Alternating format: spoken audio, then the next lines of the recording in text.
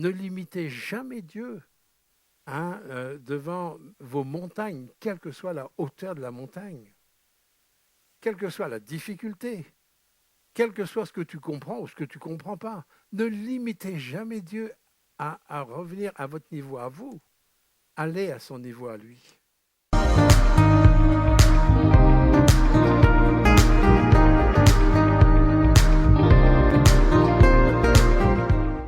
Ce matin, je ne vais pas vous apporter une prédication en soi. Je vais plutôt vous apporter des informations sur ce qui se passe dans le monde. On n'est pas consacré pour essayer d'avoir du galon, une place, être reconnu, être aimé. Non, on n'est pas consacré pour ça. On est consacré parce qu'on a été confondu par la puissance de son amour, où on sait qu'on ne mérite rien. Et Dieu, il s'est suscité un peuple, il ne s'est pas suscité un peuple pour qu'il subisse. Le peuple de Dieu n'est pas là pour subir. On est là pour maintenant dominer. On est là pour regarder avec son regard. On est là pour fonctionner avec sa façon de voir sur tous les événements, non seulement sur le plan personnel dans nos vies, mais aussi sur le plan mondial. Et je voudrais un peu m'arrêter là-dessus parce qu'il s'est passé quelque chose d'extraordinaire tous ces derniers temps avec cette guerre d'Iran. Et il y a beaucoup de choses de la parole de Dieu qui s'accomplissent là, sous nos yeux, mais les gens ne savent pas. Vous savez, TF1 ne vous parlera pas de ça. Même CNews, qui font quand même, ils donnent des informations le plus près, le plus proche, mais même CNews ne parlera pas de ce que je vais vous parler ce matin. Il n'y a que la Bible qui peut nous éclairer sur ce qui est en train de se faire. Il n'est pas question de faire des déductions ou quoi que ce soit, il est question simplement de regarder des faits. J'aimerais que ce matin, on puisse regarder des faits qui se réalisent sous nos yeux. Vous pouvez écouter les informations, vous verrez. Ce sont des faits, mais ce sont des faits qui sont contrôlés par la souveraineté de Dieu. Des faits qui sont contrôlés par les promesses de Dieu. Et il est important que le peuple de Dieu puisse regarder ces temps qui sont tumultueux, qui sont dramatiques pour les gens du monde, les gens qui n'ont personne, les gens qui ne connaissent pas les Écritures, qui ne connaissent pas Dieu. C'est tragique, c'est tragique. Mais Dieu a mis un peuple à part. Au départ, il a mis Israël à part. Et par le biais d'Israël, il y a l'Église qui s'est rattachée à Israël. Et l'Église a quelque chose à dire, quelque chose à transmettre aussi à des gens qui ont peur. Il faut que l'Église, nous ne pouvons pas subir les informations comme les gens du monde. Nous devons vivre les informations et pas les subir. Nous devons les vivre. Nous devons les vivre, comme je disais tout à l'heure, en demandant à notre papa, qu'est-ce que tu en penses? Comment tu vois ça? Qu'est-ce que tu es en train de faire en ce moment? Quels sont tes plans? Quelles sont tes stratégies? Pourquoi ça s'est passé comme ça? Pourquoi ça s'est passé tel jour? Pourquoi ça s'est passé dans tel pays, dans telle nation et tel jour? Avec telle personne? Pourquoi? Il y a des raisons à tout ça. Et c'est ce qu'on va essayer de voir. On va essayer de voir ça. Vous savez, tous comme moi, ce qui s'est passé le samedi 28 février. 28 février dernier, ça fait une semaine et une journée. Vous savez que c'était un jour de Shabbat. Est-ce que vous savez ce que les Juifs fêtaient ce Shabbat-là? C'était un Shabbat spécial où tous les Juifs du monde entier fêtaient une fête particulière. Est-ce que vous savez quelle fête que c'est? La fête de Purim. Est-ce que tout le monde sait ce que c'est que la fête de Purim? Ça m'étonnerait.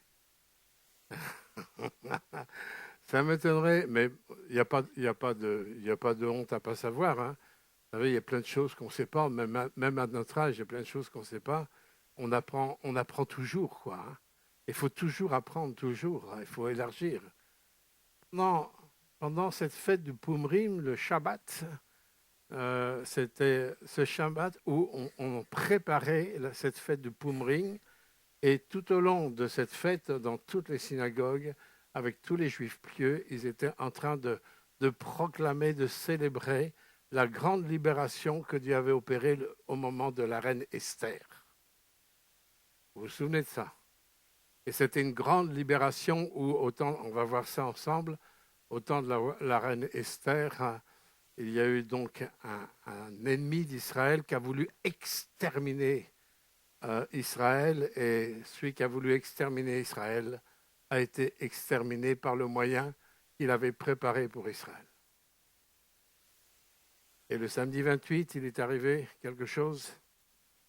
Les avions américains et les avions israéliens, surtout les avions israéliens, qui ont frappé la maison de l'ayatollah Khomeini, où il est mort dans sa maison à cause du moyen qu'il avait prévu pour anéantir Israël, les têtes nucléaires. La guerre a été occasionnée à cause des têtes nucléaires, où l'Iran a voulu mettre en place un projet nucléaire pour une raison, pour anéantir Israël. Et c'est ces têtes nucléaires qui ont déclenché, en fin de compte, ce que nous avons vu le samedi 28. Alors, on va essayer de s'approcher, on va essayer d'avoir un regard sur tout ça. Et que le Seigneur nous aide, parce qu'il y a, dans ces faits, il n'y a pas que ce fait-là qui est en parallèle, c'est qu'il y a plein d'indices dans les Écritures qui nous ramènent déjà depuis le temps de Moïse, ensuite au temps de Saül, et avec aussi la reine Esther. Et ensuite, de ce qui se passe maintenant, il y a une corrélation tout au long des siècles où Dieu, il veille sur Israël. Et j'aimerais, pour commencer ce partage, vous lire le psaume 121. C'est un psaume que je chéris particulièrement. Vous m'avez déjà entendu le chanter. C'est le psaume des degrés, un psaume où on parle de comment Dieu il est, comment il agit, comment il nous garde, comment il veille sur nous. Il dit, je lève les yeux vers les montagnes, d'où me viendra le secours? Le secours me vient de l'Éternel qui a fait les cieux et la terre. Il ne permettra pas que ton pied chancelle. Celui qui te garde ne sommeillera point. Voici, il ne sommeille ni ne dort. Celui qui garde Israël ne sommeille ni ne dort.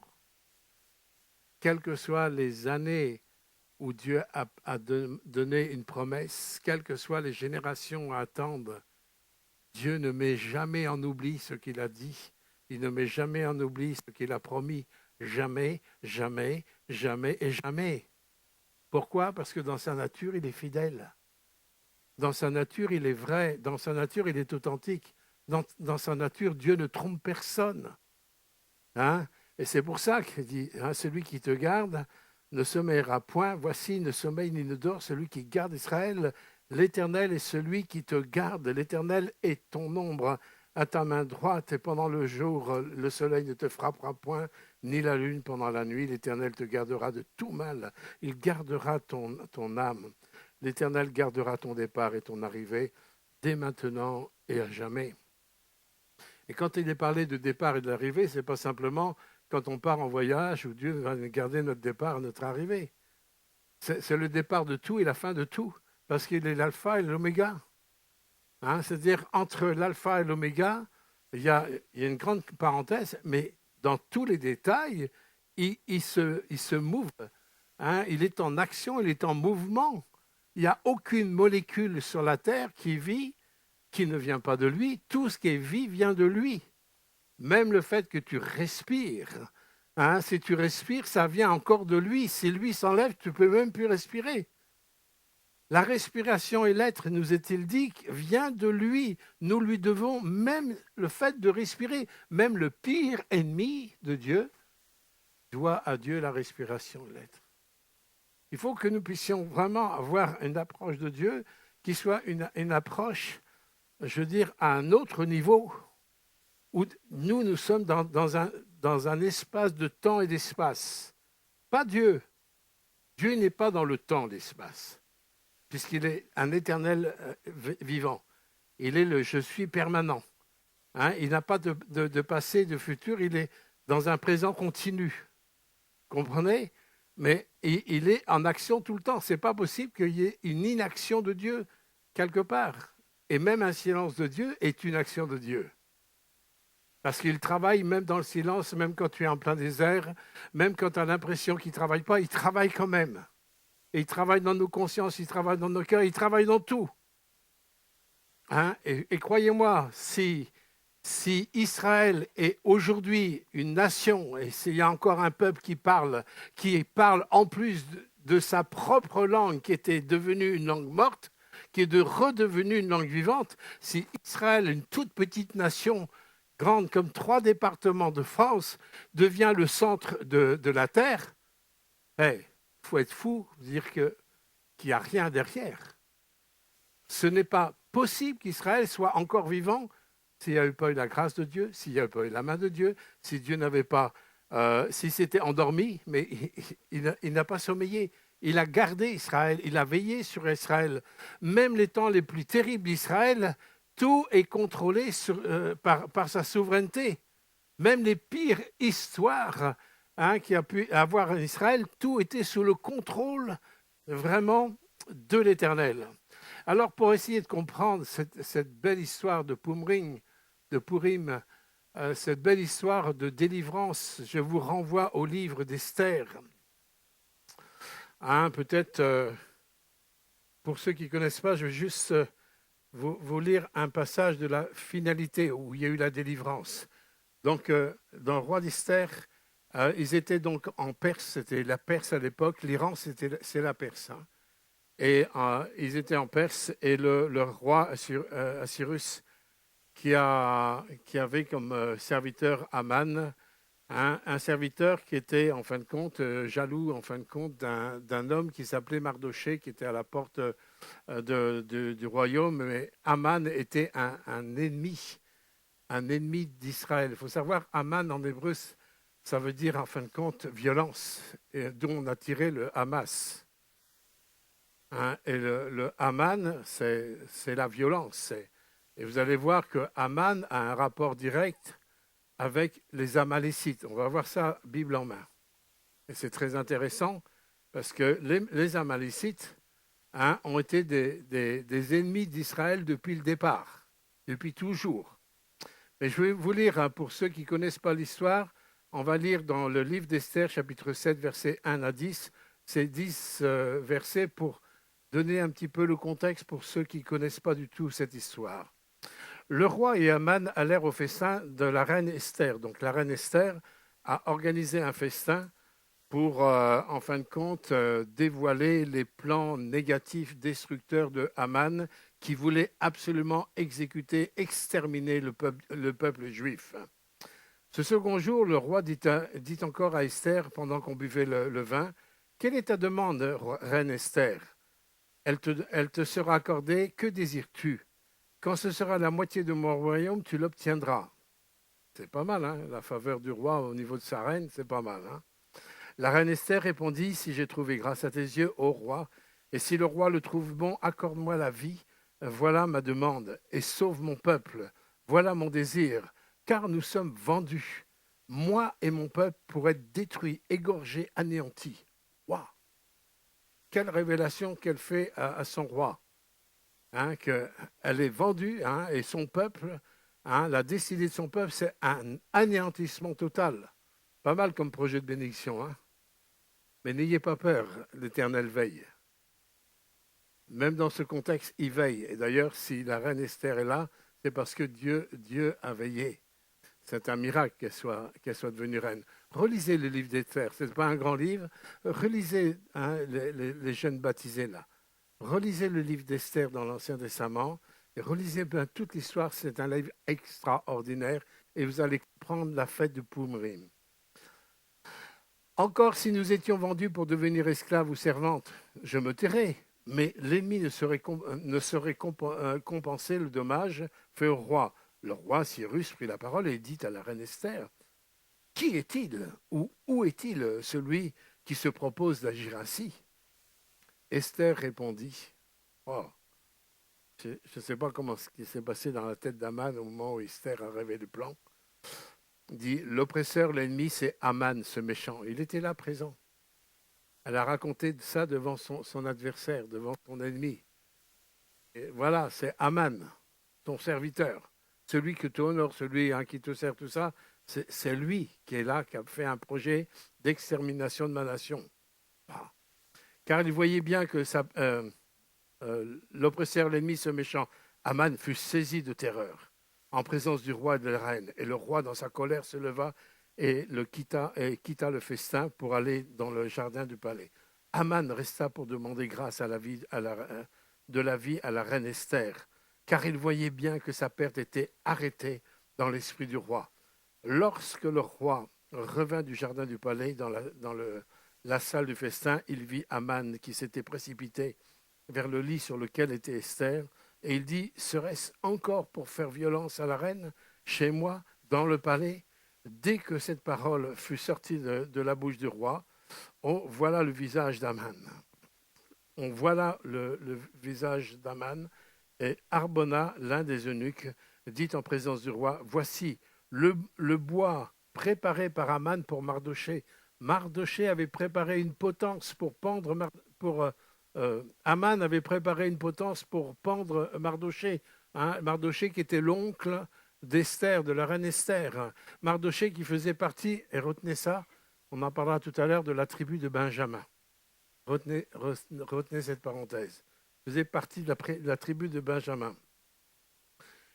Cette potence qui a été préparée pour Mardochée, il a parlé pour le bien du roi qui est dressé dans la maison d'Aman à une hauteur de 5 coudées. Le roi dit qu'on y pende Aman. Vous voyez, c'est l'histoire de l'arroseur arrosé. Qu'on y pende Aman, et l'on pendit Aman au bois qu'il avait préparé pour Mardochée, et la colère du roi s'apaisa. Et alors, on va voir un petit peu le contexte de tout ça et pourquoi c'est important, pourquoi c'est important par rapport à aujourd'hui. Je vous ai dit déjà dans un premier temps, il faut qu'on retourne un petit peu au livre de Moïse. Dans Exode 17, 16, Moïse dit, Dieu dit, il y aura la guerre de génération en génération.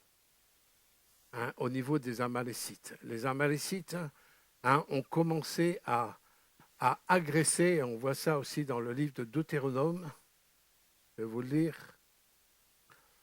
Dans le livre de Deutéronome, il dit, au verset 17 du chapitre 25, « Souviens-toi de ce que fit Amalek pendant la route lors de votre sortie d'Égypte, comment il se rencontra dans le chemin et sans aucune crainte de Dieu, tomba sur le roi, par derrière, sur tous ceux qui se traînaient derrière pendant que tu étais là et épuisé toi-même. Lorsque l'Éternel, ton Dieu, après t'avoir délivré de tous tes ennemis et ton tour, t'accordera du repos dans le pays de l'Éternel, ton Dieu, te donne en héritage et en propriété. Ensuite, dit, quand tu seras en repos, tu effaceras la mémoire d'Amalek de dessous les cieux, ne l'oublie point. Mais avant qu'Israël puisse enrayer la mémoire d'Amalek, en fin de compte, Dieu dit, il y aura guerre de génération en génération. Au chapitre 17 d'Exode, il dit, Moïse bâtit un autel en lui donnant le nom « L'Éternel ma bannière », parce que la main de l'Éternel s'est levée sur le trône de l'Éternel. Il y aura guerre de l'Éternel contre Amalek, de génération en génération. Alors, c'est important, on peut dire, mais quel rapport avec Moïse et Aman? Et on ne sait pas pour quelle raison que Aman se retrouve en Iran, en Perse, mais une chose qui est précisée, c'est que Aman, à un moment donné,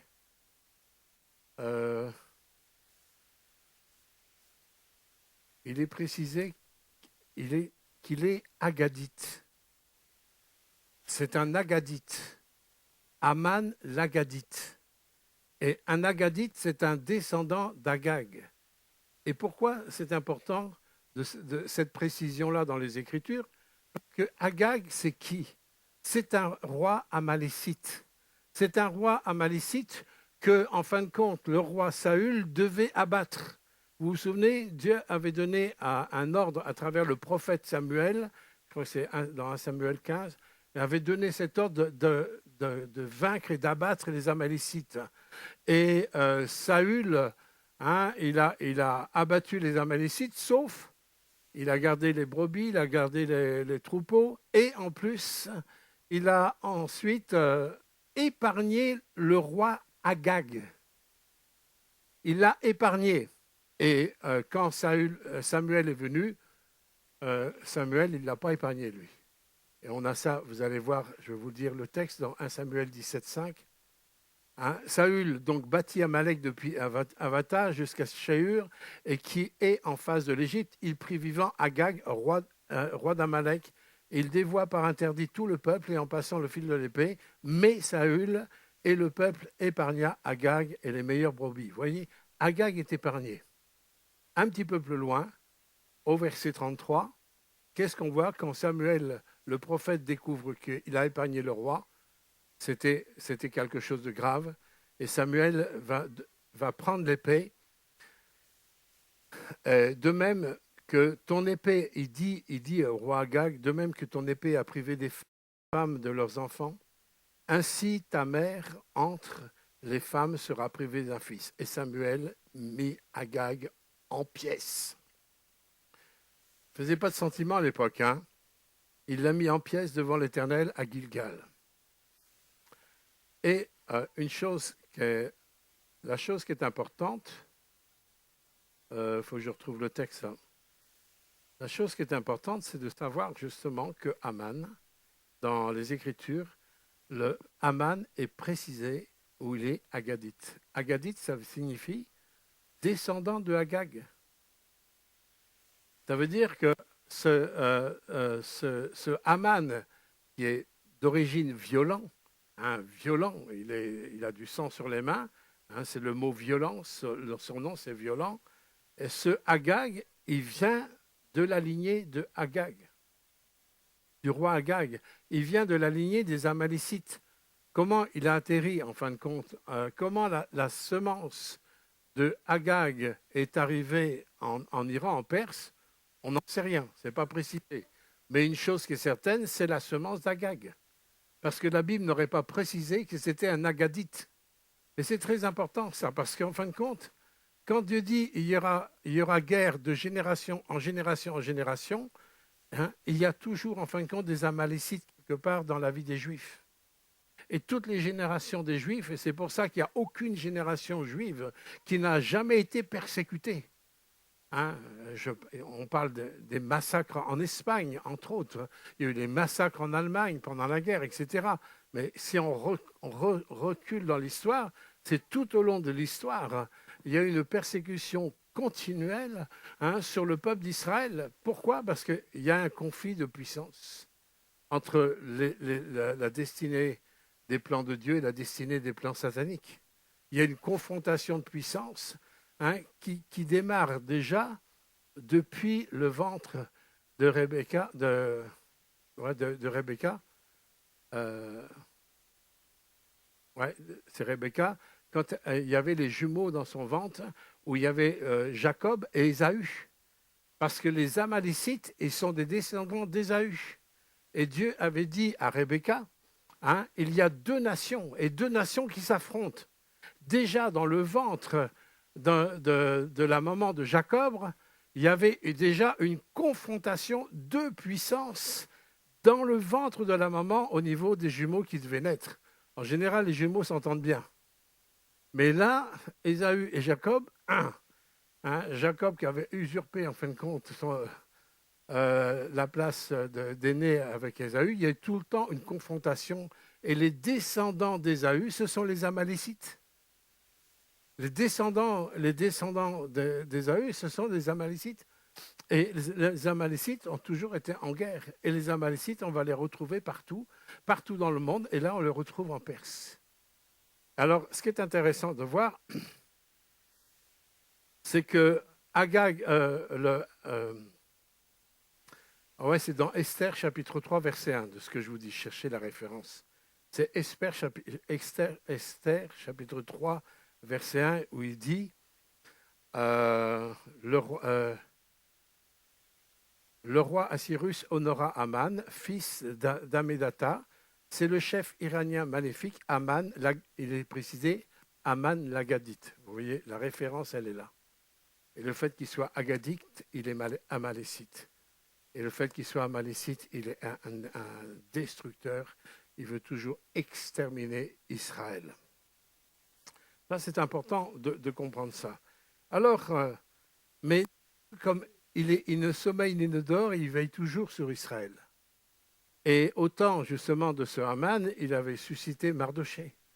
Mardoché qui avait secouru aussi le roi antérieurement. Enfin, je ne vais pas rentrer dans les détails pour ne pas être trop loin, parce que je veux aller plus dans ce qui s'est passé la semaine dernière. Mais vous voyez, Dieu a suscité Mardoché. En suscitant Mardoché, il a suscité la reine Esther. En suscitant la reine Esther, ils ont été à l'écoute de Dieu, conduits par Dieu. Et en fin de compte, c'était Haman qui a voulu détruire, c'est lui qui a été détruit. Alors, regardons un petit peu ce qui s'est passé donc le samedi, le samedi 28. Il faut bien comprendre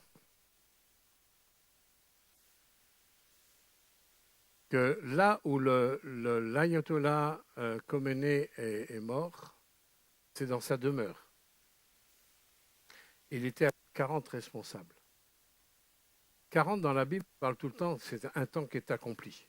C'est le chiffre 40, c'est un temps qui est accompli. Et là, c'est bizarre, il n'y avait pas 29, il n'y avait pas 28, il n'y avait pas 32, il n'y avait pas 50, il y avait 40. 40 nous rappelle un temps qui est accompli. Ensuite, l'anéantissement de l'ayatollah Khomeini se trouve justement dans sa maison, exactement comme Aman. Aman avait préparé dans sa maison la potence pour Aman, pour Mardoché.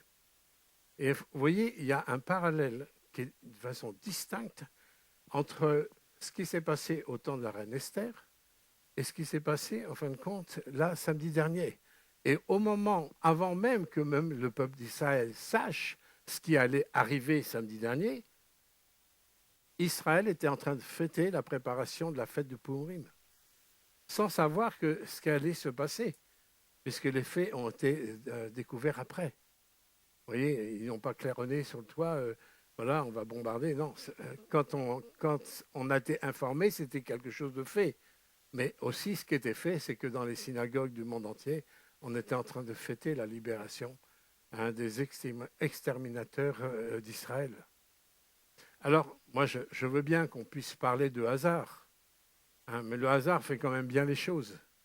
Et ce rappel du chiffre 40, c'est quand même quelque part important, qui nous parle d'un temps qui est accompli, comme un temps qui est fini pour l'exterminateur d'Israël. En plus, ce n'est pas que ça, c'est qu'au temps de la reine Esther, ceux qui sont venus au secours des Juifs, il y a 70 000 hommes qui se sont levés pour venir au secours. Et là, qu'est-ce qui s'est passé quand le Premier ministre israélien qui a demandé aux réservistes de se lever, de venir, combien de soldats se sont levés? 70 000, exactement pareil. Exactement pareil. Et en plus, dans le deuxième livre de Chroniques, chapitre 2, verset 2, au temps de Salomon, Salomon avait besoin des porteurs de fardeaux. Et combien il y a eu de porteurs de fardeaux au temps du roi Salomon? 2 Chroniques, chapitre 2, verset 2, Salomon compta 70 000 hommes pour porter les fardeaux. Allô? Alors moi, je veux bien qu'on appelle ça le hasard. Alors une fois, on peut dire, 2 fois, on peut dire, 3 fois, c'est un peu gros. Hein? Là, je dis ça exprès pour quelqu'un qui est derrière les écrans. Oui, il s'est reconnu, il a levé le bras, il est content. Hein? Au moins, il sait qu'on pense à lui. Mais, mais en tous les cas, le hasard fait bien les choses. Mais ce n'est pas fini. Ce n'est pas fini parce que les avions qui sont venus d'Israël pour bombarder à Téhéran l'ayatollah Khomeini, sur les ailes des avions, il y avait le drapeau israélien bleu et blanc. D'accord. Qu'est-ce qui s'est passé au temps de Mardoché? On va voir dans la parole. Esther chapitre 8, verset 15. Mardoché sortit de chez le roi avec un vêtement royal bleu et blanc. Hello. Alors ça, le hasard s'accumule quand même. Hein? Ça s'accumule le hasard. Hein? Et quand Dieu a voulu honorer Mardoché, quand le roi a voulu honorer Mardoché, parce que Mardoché avait préalablement sauvé le roi, etc., il a demandé à Haman qui voulait anéantir Mardoché, il a posé la question à Haman, mais qu'est-ce que tu ferais pour que le roi puisse honorer, en fin de compte, un homme au summum? Ah ben, tu le mettrais sur le cheval du roi, avec les vêtements du roi, avec tout, parce qu'il pensait que c'était pour lui. Le manque de peau, ce n'était pas pour lui, c'était pour celui qui voulait anéantir. Ça, c'est du spécial Seigneur. Comme dirait Moussa Koné, c'est du spécial Jésus, ça. Et en fin de compte, il est sorti sur le cheval du roi, habillé en bleu et en blanc. Et pour fêter, c'était pour tout le temps, dans le cadre de cette libération d'Israël. Et là, les avions qui sont venus sur Téhéran portaient cette couleur de bleu et de blanc aussi. Vous voyez, l'accumulation de signes, d'indices, et quand on les met bout à bout, alors on veut bien dire, oui, c'est une coïncidence, c'est du hasard, ou vous manipulez la parole. Mais non, on ne manipule rien, parce que là, ce sont des faits. Le Haman, il a vraiment existé. Le Haman, il vient vraiment de la descendance des Agadites, c'est-à-dire de ce roi amalécite qui voulait aussi, qui était l'ennemi d'Israël. Dieu a permis qu'à chaque fois, ils aient quand même la victoire parce que il dit, ils vous feront la guerre tout le temps, mais petit à petit, un jour, vous allez les anéantir. Alors, je ne sais pas si, le contexte d'aujourd'hui, si ça va être une dernière grande guerre des Amalécites, mais en tous les cas, Dieu dit, quand vous trouverez le repos, vous allez les anéantir. Vous voyez, c'est une confrontation qui n'a rien à voir avec la politique, qui n'a rien à voir avec les présidents. En plus que Dieu choisisse, moi je ne fais pas de politique, mais un homme qui s'appelle Trump, ou si, même si je ne suis pas doué en anglais, je sais que ça veut dire trompette, non? Un homme qui s'appelle trompette, alors que Dieu nous parle de trompette dans le livre de l'Apocalypse, et à toutes les trompettes, au son de la dernière trompette. Alors je ne sais pas si c'est la dernière trompette, mais il faut quand même le faire, de trouver un homme, quelle que soit la personne, je ne parle pas de la personne, mais en tous les cas, c'est une personne que Dieu utilise. Quelle que soit la personne, chacun aura des comptes à rendre pour lui-même, et je ne veux même pas rentrer dans le sujet, c'est pas le... Mais Dieu ici utilisait les personnes qui vont être capables d'avoir l'audace de faire ce que les autres ne peuvent pas faire. Et c'est pareil pour votre destinée. Dieu vous choisira pour faire des choses que les autres ne pourront pas faire. Et c'est pour ça qu'il faut être attentif, quel que soit ce que vous êtes. Il y a des plans à accomplir, il y a des destinées à accomplir. Il y a des plans de Dieu pour chacune de votre vie. Et ne regardez pas Pierre, Paul et Jacques, regardez en fin de compte comment Dieu vous conduit pour vous mettre à la bonne place, pour que vous soyez efficace et que votre vie soit une vie qui vaille d'être vécue avec l'Éternel. En tous les cas, cette trompette américaine, qu'on aime ou qu'on n'aime pas, ce n'est pas le sujet, mais quand même, un président qui s'appelle trompette, il faut le faire. Quand on voit tout ce qu'il a déjà articulé et qui lance, en fin de compte, la grande machine, je dirais, presque finale, c'est quand même impressionnant. C'est vraiment impressionnant. Donc, le roi Saül, qui a épargné le roi Agag, il faut savoir que Saül faisait partie de la tribu de Benjamin. Ça veut dire qu'il fallait que celui, pour rééquilibrer quelque chose de juste, rééquilibrer quelque chose qui avait manqué à travers la désobéissance du roi Saül, il fallait qu'il y ait quelqu'un qui ait un rapport avec si la tribu de Benjamin ou le nom de Benjamin. Et vous savez, le nom du premier ministre israélien, comment il s'appelle? Il s'appelle Benjamin Netanyahu. Après, qu'on aime ou qu'on n'aime pas, ça, c'est pas le sujet, ça. Mais il s'appelle Benjamin. Alors, on va dire comme par hasard. Alors, on commence à accumuler le hasard à grosse dose, là. Ou alors, il faut vraiment être de mauvaise foi, quoi. Et Dieu a utilisé Benjamin Netanyahu pour aussi rendre justice à cet homme, l'ayatollah Khomeini, qui se fait passer, en fin de compte, pour un conseil, Conseil suprême. Mais ça, c'est une usurpation du titre même de Dieu. Qui est le Conseil suprême, sinon Dieu lui-même? Il n'y en a qu'un. Il ne peut pas y en avoir deux. Conseil suprême, divin, il ne peut pas y avoir deux. En fin de compte, ce sont des hommes qui ont pris la place de Dieu. Je ne sais pas si vous savez, mais l'ayatollah Khomeini, sa petite fille, avait eu la révélation de Jésus-Christ. Elle s'était convertie à Christ. Et son grand-père, il l'a isolée dans une prison dorée pendant un temps. Et un jour, les gardes de la Révolution sont venus, ils l'ont assassiné. Son grand-père l'a fait assassiner. Vous voyez, ce sont des gens qui sont animés de violence, de Hamas, de Haman. Ils sont animés d'un esprit de violence, un esprit de destruction, parce qu'on n'a pas affaire à des hommes, là. Là, on a affaire à un éventail des accomplissements de plans bibliques qui s'accomplissent sous nos yeux à travers, bien sûr, la géopolitique, à travers tout ça, mais ça s'accomplit toujours comme ça. Ça s'accomplit à travers les gouverneurs, les présidents, les ceci, les bonnes et les mauvaises décisions. Mais en fin de compte, qui tient les ficelles en haut? C'est Dieu. Et Dieu ira toujours dans le sens de la construction.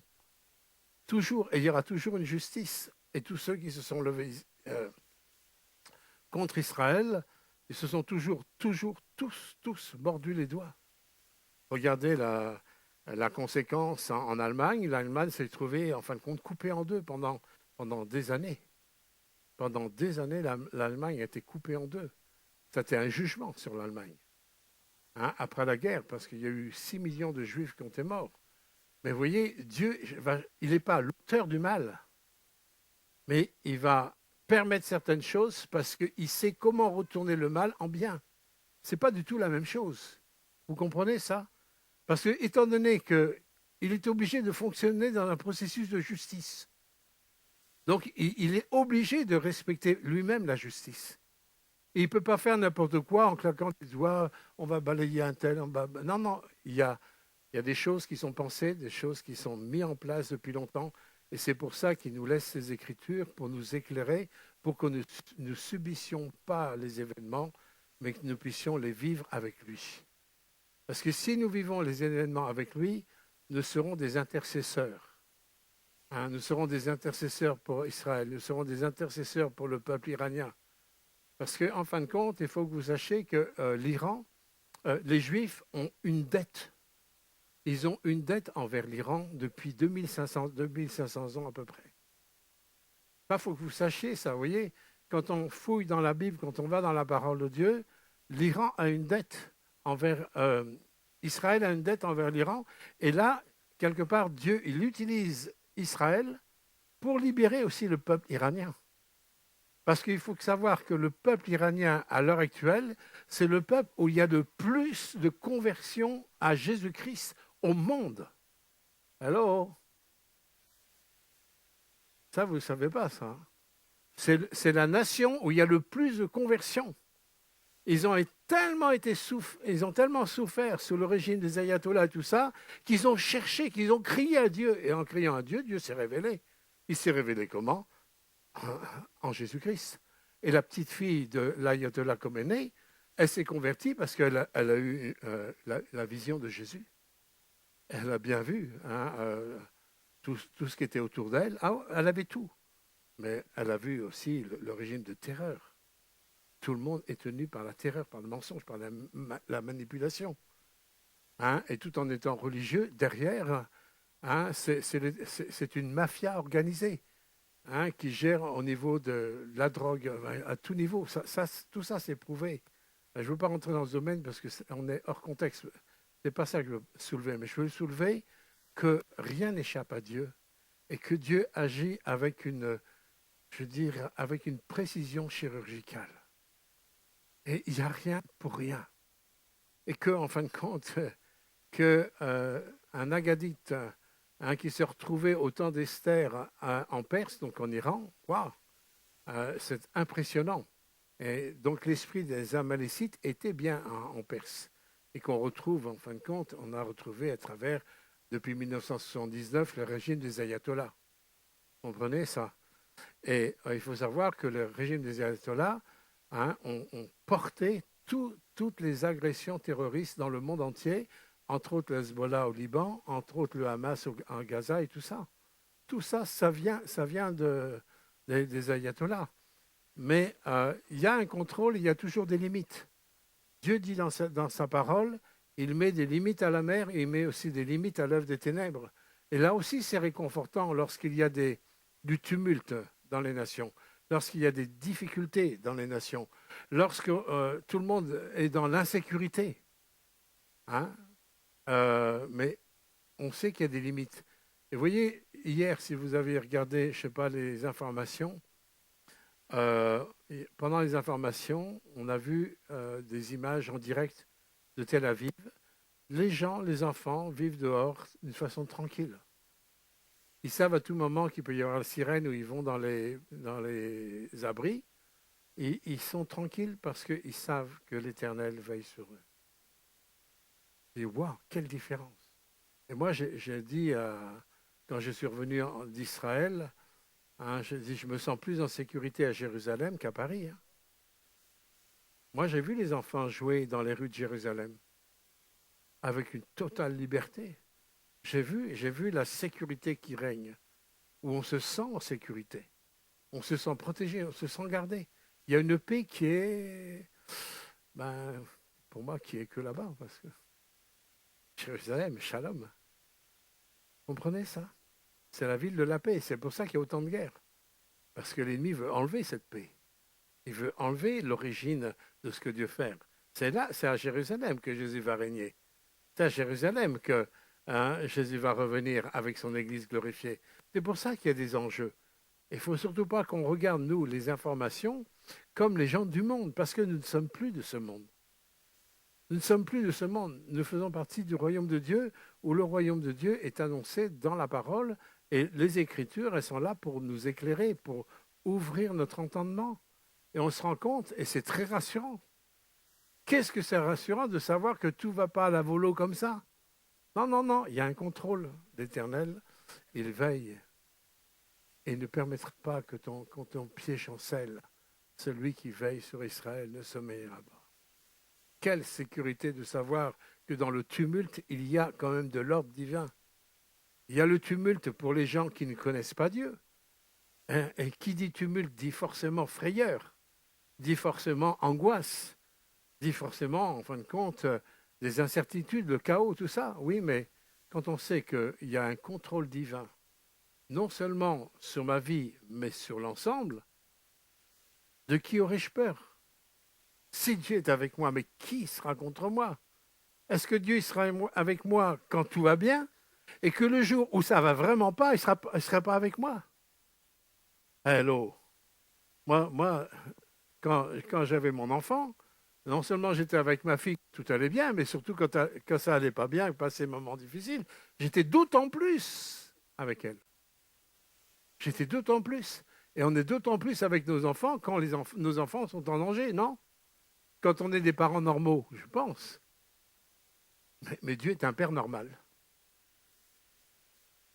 Je dirais même, c'est un père hors norme.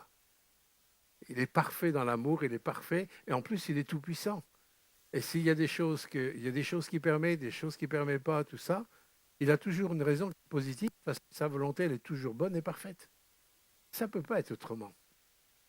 Là, ce n'est pas vraiment un message, mais c'est quand même un message. C'est quand même un message.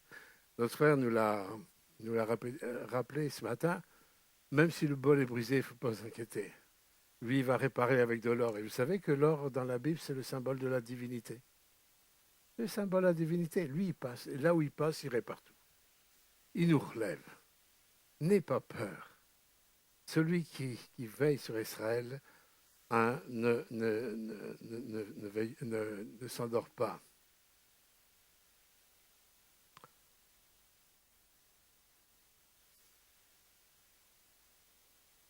Il nous faut bien comprendre justement euh, que c'est lui qui est vraiment le guide suprême. C'est lui qui a la connaissance suprême. C'est lui qui a le pouvoir suprême. C'est lui qui a la puissance suprême. Mais c'est lui qui ne fait pas n'importe quoi et n'importe quand. Vous vous rendez compte que la parole de Dieu nous fait voir que il nous fait voir qu'il y a l'ennemi aussi qui viendrait de l'Iran.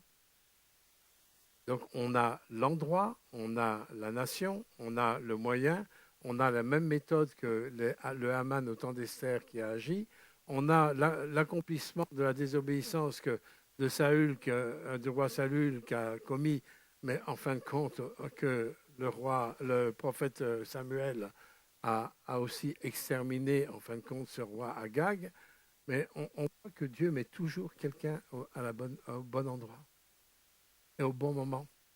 Moi, j'ai passé des moments difficiles dans ma vie, hein, même en tant que chrétien, même en tant que serviteur.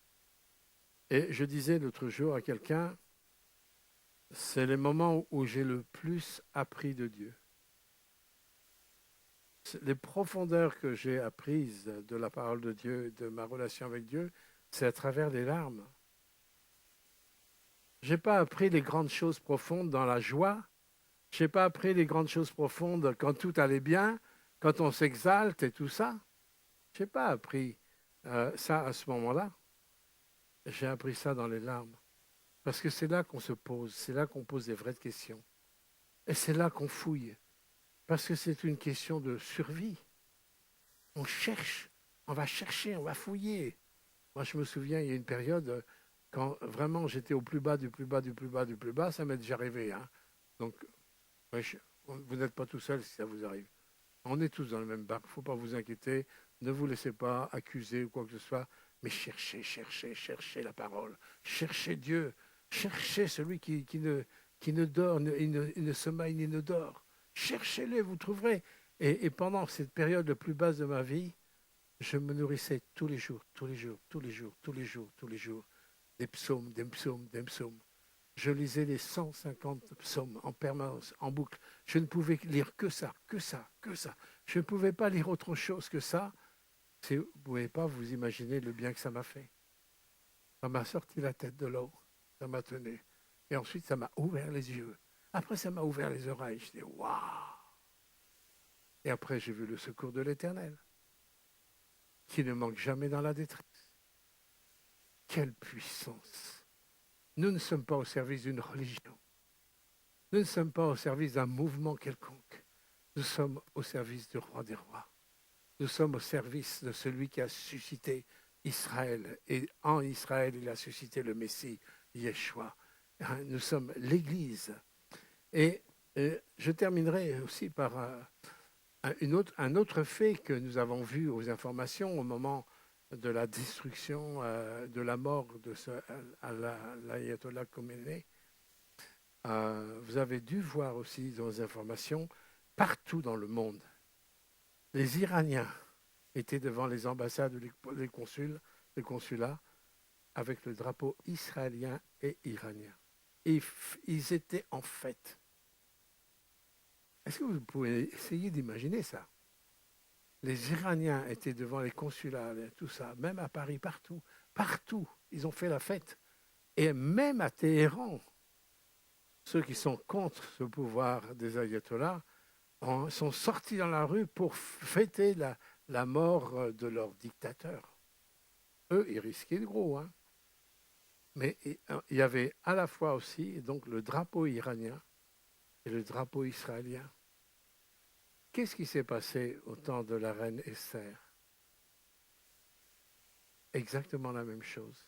Écoutez, écoutez la parole. Euh,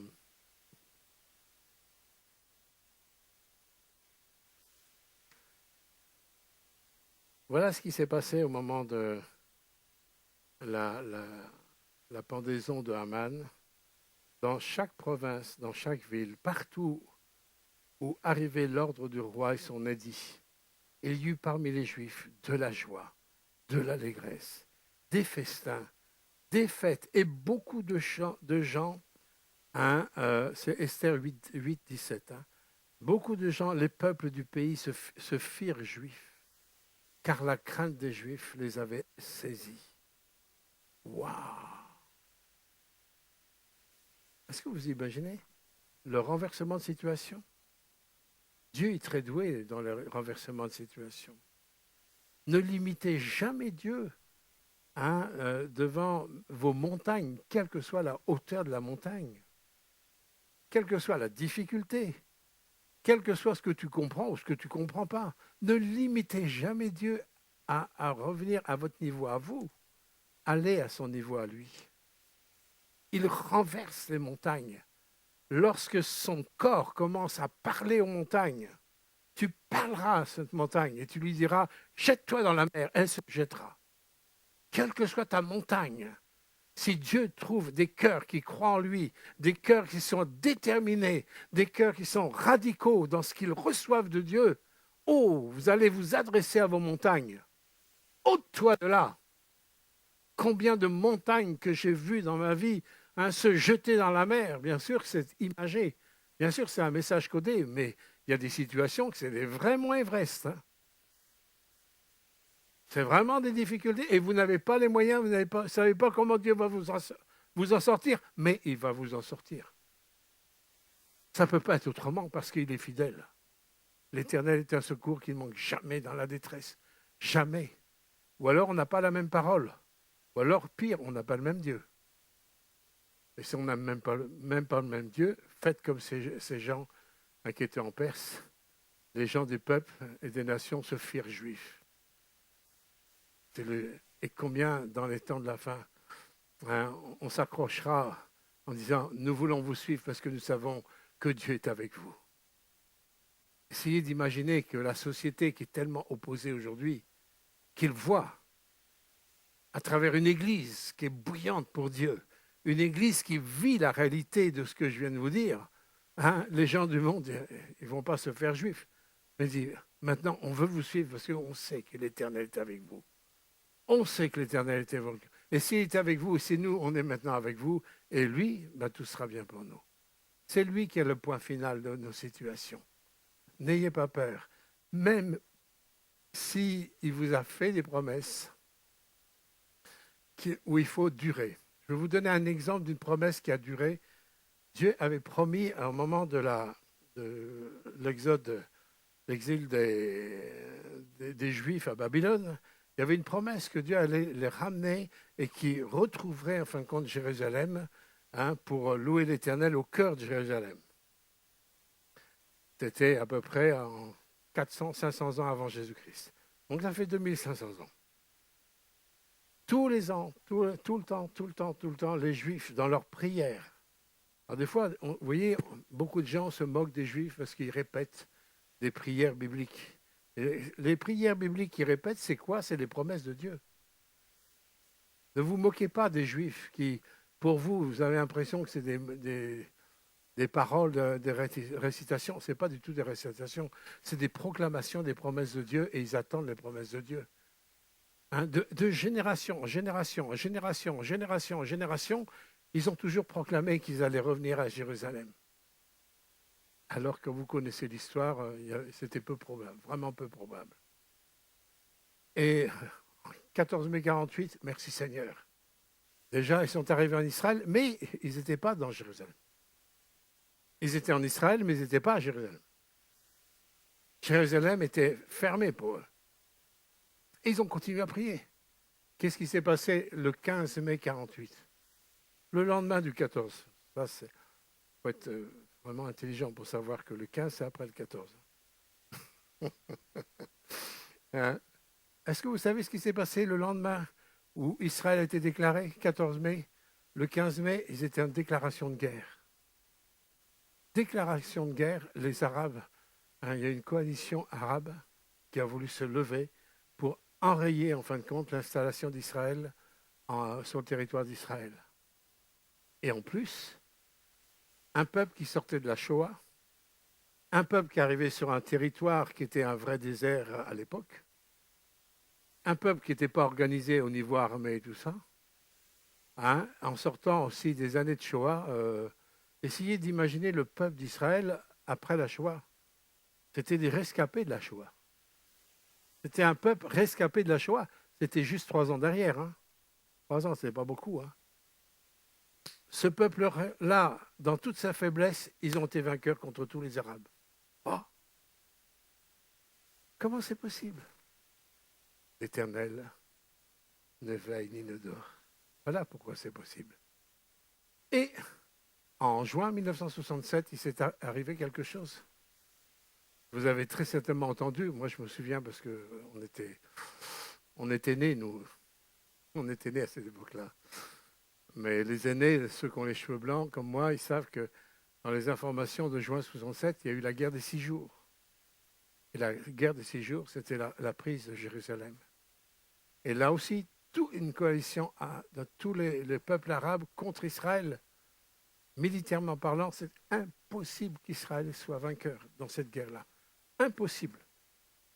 Et il y a eu des interventions angéliques avec des témoignages de soldats d'Égypte qui, après la guerre, ont témoigné à des soldats israéliens. Ils ont vu des murailles d'anges qui ont empêché les chars d'envahir Israël. Des anges, exactement comme les interventions surnaturelles dans l'Ancien Testament. Un jour, l'armée égyptienne avançait pour envahir Israël avec des tanks. Et il y avait quelques militaires avec un nombre dérisoire devant les tanks. Ils ne pouvaient pas faire le taf. Et à un moment donné, l'armée d'Israël a vu tous les tanks faire demi-tour. Ça, c'est réel, c'est dans l'histoire de la guerre. Vous pouvez vérifier ce que je dis. Ça, c'est réel. Et le peuple d'Israël s'est toujours demandé pourquoi les tanks qui étaient vraiment dirigés vers Israël, en quelques minutes, ils sont tous fait demi-tour et sont partis. Qu'est-ce qui s'était passé? Pas un coup de feu, rien. Ils ont tous fait demi-tour. Et c'est qu'eux, après, l'armée égyptienne ont vu une armée d'anges. Et ils ont eu tellement peur qu'ils ont fait demi-tour. L'Éternel ne sommeille ni ne dort. Il ne permettra pas que ton pied chancelle. Celui qui veille sur Israël. Il veille aussi sur son Église. Il chérit l'Église. Dieu chérit son Église. Il aime son Église. L'Église, c'est la fiancée du Seigneur. Et on va fêter un jour les noces de l'agneau. Et Dieu chérit, de la même manière qu'il veille sur Israël. Et alors, je vous ai raconté ça parce que le 7 juin 1967, les soldats israéliens sont venus frapper à la porte du peuple. Et un jour, un soldat a frappé à la porte d'un rabbin. C'était le rabbin Kaufmann, je crois, et qui était un des premiers rabbins messianiques d'Israël, qui était le pasteur, en fin de compte, de Jean-Marc Taubois, le formateur de Jean-Marc Taubois. Et ce 7 juin 1967, les soldats disent « Aïe, Dieu a exaucé notre prière. Nous avons Jérusalem. » Et ils ont pu aller prier au mur des lamentations. Waouh! Ils ont pu aller au cœur de la vieille ville. Pour ceux qui connaissent Jérusalem, c'est le cœur de la vieille ville, là où il y avait le temple. Vous comprenez? Ça, c'était une grande victoire. Et le rabbin a dit, on n'a jamais persévéré tant qu'on n'a pas au moins attendu 2500 ans la promesse. Et ça rejoint ce que dans Habakkuk 2.3 dit, si la promesse tarde, attends-la. C'est pas parce qu'elle tarde peut-être pour ta génération que pour l'autre génération ou l'autre génération ou l'autre génération. Mais Dieu, il a une gestion en fonction de lui, de la globalité des choses. Qu'il utilise une génération ou une autre, c'est pas un problème. Mais à un moment donné, ce que Dieu a dit s'accomplira. Attends la promesse et attends la promesse que Dieu t'a donnée dans ta vie. Si Dieu t'a donné une promesse, quelle qu'elle soit, et quelles que soient les oppositions, quel que soit peut-être un chemin qui te paraît peut-être à l'inverse de ce qu'il t'a promis, attends la promesse, remercie-le pour la promesse. Continue comme Israël de relever la promesse devant sa face, parce que sa promesse s'accomplira, elle s'accomplira certainement. Amen. Et je voudrais clore ce message, enfin ce partage simplement avec un psaume extraordinaire, qui est le psaume 91, que beaucoup pourraient peut-être chanter, parce que les psaumes étaient chantés, hein, la puissance de ce psaume. Écoutez bien ce psaume, entrez dans ce psaume. Celui qui demeure sous l'abri du Très-Haut repose à l'ombre du Tout-Puissant. Je dis à l'Éternel, mon refuge et ma forteresse, mon Dieu, en qui je me confie. Car c'est lui qui te délivre du filet de l'oiseleur, de la peste et de ses ravages. Il te couvrira de ses plumes, il te trouvera un refuge sous ses ailes. Sa fidélité, écoutez ça, sa fidélité est un bouclier. Sa fidélité est un bouclier. Et le bouclier, c'est pour éviter les coups. Levez la fidélité de Dieu quand vous recevez des coups. Levez, proclamez sa fidélité. Hein? Sa fidélité est un bouclier, une cuirasse. Tu ne craindras ni les terreurs de la nuit, ni les flèches qui volent le jour, ni la peste qui marche dans les ténèbres, ni la contagion qui frappe en plein midi. Que 1000 tombent à ton côté et 10 000 à ta droite, tu ne seras pas atteint. Et ça me rappelle mon petit père Reynaud, quand il était sur le front à Verdun en 1917, dans ces années-là. Et un jour, il me racontait un truc incroyable qui lui est arrivé. Vous savez, le petit père Reynaud, c'était pas un Rambo. C'était un Reynaud, mais pas un Rambo. Hein, il était petit, c'était pas un musclé, voilà. C'était pas un grand athlète. Hein. Et un jour, il y a eu un ordre donné dans le commandement, baïonnette au canon. Ça voulait dire que les Allemands et les Français allaient se battre en corps à corps avec la baïonnette au canon. C'est comme un grand poignard que vous mettez au bout de votre fusil. Et c'est du corps à corps. Avec ce petit athlète-là. Et lui, il était obligé de suivre. Hein, obligé de suivre. Il me dit, il a vécu un truc incroyable. Il me dit, moi j'étais là en plein champ de bataille. Ça se tuait de tout partout, des cris, des hurlements, essayez d'imaginer le champ de bataille. Et lui, le petit père Reynaud, avec sa baïonnette de canon, c'est comme si personne ne le voyait. Incroyable, c'est comme s'il n'était pas là. Il était là en plein milieu, personne n'est venu vers lui. Non mais c'est un truc de fou ça. Et quand je lis ça, je pense toujours à l'histoire du petit père Reynaud. Je pense que Dieu a mis des anges. Je ne sais pas comment Dieu a fait, mais on n'en a que faire les moyens de Dieu, parce que Dieu n'est pas limité dans les moyens. Et même au-delà des lois biologiques et tout ça, on le sait, parce qu'il est Dieu. Mais à chaque fois que je lis ça, je pense à l'histoire de mon petit père Reynaud. Hein, que 1000 tombent à ton côté et 10 000 à ta droite, toi tu ne seras pas atteint. C'est exactement ce qui s'est passé pour lui. De tes yeux seulement tu regarderas, tu verras la rétribution des méchants, car tu es mon refuge, ô Éternel. Tu fais du Très-Haut ta retraite, aucun malheur ne t'arrivera, aucun fléau n'approchera de ta tente, car il ordonnera à ses anges de te garder dans toutes ses voies. Là, encore le ministère angélique. Ils te porteront sur les mains. De peur que ton pied ne heurte contre une pierre, tu marcheras sur le lion et sur l'aspi, tu fouleras le lionceau, hein, et le dragon, puisqu'il m'aime. Je le délivrerai, je le protégerai, puisqu'il connaît mon nom.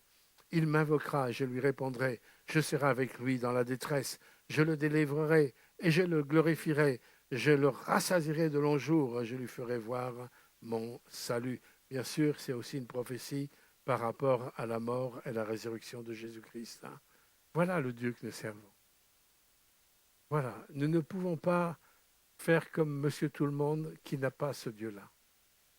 Et faites attention quand vous analysez, quand vous regardez les informations. Il n'est pas question de faire des pronostics, tout ça. Il est question de voir la main de Dieu là où elle est. Et nous savons qu'il n'y a pas de hasard. Il n'y a pas de coïncidence. Nous savons que nous sommes dans un monde de rapports de puissance qui agissent. Dieu agit selon la justice, selon la droiture. Il y a des choses qui nous dépassent parce que nous n'avons pas tous les éléments. Tout ce qui nous dépasse, on lui remet. Et ça ne change pas aux vertus divines. Il est amour, il est juste, il est vrai, il est authentique. Et il ne se mêlera jamais pour veiller sur nos vies. Amen. Je te remercie, Seigneur, de tout mon cœur, de ce que tu es celui qui veille sur Israël. Et tu veilles sur ton Église. Seigneur, tu as dit dans ta parole que celui qui nous touche, touche à la prunelle de ton œil. Malheur à ceux qui nous touchent. Seigneur, il y a des temps où toi tu agis, des temps où tu laisses pendant un temps les choses, mais quand tu agis, tu agis. Et tu agis jamais, Seigneur, au hasard. Seigneur, tu n'es pas un réactionnaire, mais tu sais agir avec tes méthodes, avec ta droiture, avec ta sagesse, avec ta logique et aussi avec ton amour, avec ta grâce, avec ta miséricorde. Nous te remercions, Seigneur, particulièrement de ce que, Seigneur, toutes ces conversions qu'il y a en Iran, particulièrement. Et nous voulons vraiment aussi avoir un cœur pour ce peuple qui a tellement souffert, tellement souffert. Merci, Seigneur, de ce que le peuple iranien, Seigneur, se lève aussi à côté d'Israël, se réjouit, Seigneur, et que vraiment la richesse et la beauté, Seigneur, de cette nation iranienne puissent revenir, Seigneur, à l'ordre du jour. Que nous puissions voir vraiment la puissance de ton action, Seigneur, dans cette nation. Et nous te réclamons aussi, Seigneur, pour Israël, un, un éclaircissement sur ta nature, sur qui tu es Yeshua Mashiach, celui qu'ils attendent avec tant de cœur, de persévérance. Seigneur, révèle-toi à eux.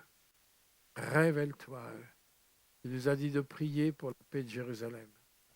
Il n'y aura de paix que lorsque vraiment tu vas revenir régner, Seigneur, sur Jérusalem.